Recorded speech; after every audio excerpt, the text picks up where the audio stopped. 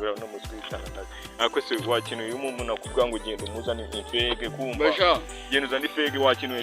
n'inyuma kumva maze ubundi ifege ese uko ibyo bintu nibiki kandi genda uzane itabisha ego man ibyitabise ego ko baba ibyitabo byume ngo itabise nzi no kuntu rimera ahubwo simuswitana man akira wakino ikoze hari ajya ku butike kumva soro twasenyise urafata amusenyise akira wakino reka ibyo bintu muri kuntu masibye byo bwenge arakarakara gukisha ngo nago jyewe ba abantu bakomereze yihute rega nababwiye ngo ngewe ibyo bintu nago mbizi uzafuranga shawe uri kumva amafaranga akungurira iki kijamana gazi yatugikure muri no konte twigende gikumbuye ibisirampo byanjye n'iki kumva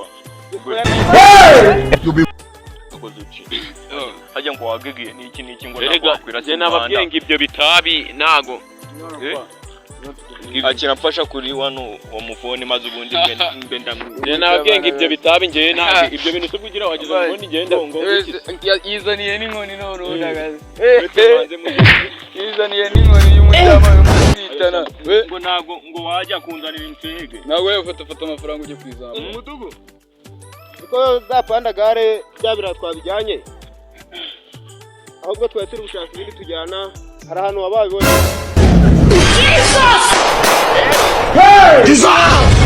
Mudugudu utande bite byanyu se mwa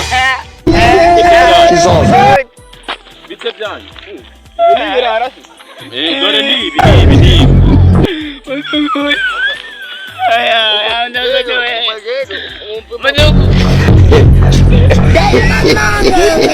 kumva ino jini yiba yanzanye wakintu nge ni nayo yanyigishije no kunywa ibintu by'inzego ufarata daso dore bano ni nama bandi nyine umva waci ino jini niyo yanyigishije kunywa ibintu by'ibibaba n'iki ibintu by'indikeri n'iki wakintu ubwo ngewe mwandikura nk'ico muntu nge mama yanumye ibishyimbo kandi oya yewe rero dore bari bafite na telefone dore kuyibona ahubwo tubakorera iki oya bano kubajyana ku karere nta no kumurenge mbaji uno mutaramu munarebye mu mvuga y'umwansangamo ibintu by'umugi wa kintu neze ngiye mwa muri kundenganyiriza dore nciye hano nagusanze kuntu bari banigiye hano hasi baramohoteye umurenge nahanye muhaguruke tugende haguruka shano gatinde wa gutegera icyuka mama we tugende tugende ku murenge ndi kumva twigisa hafati ku murenge tugende ku murenge kano kanira ubwo gasigaye arakumwe reka nze nkere we bagufi gifateye awe orororo umutsi wakabuno nukuri ku Imana arawuhuye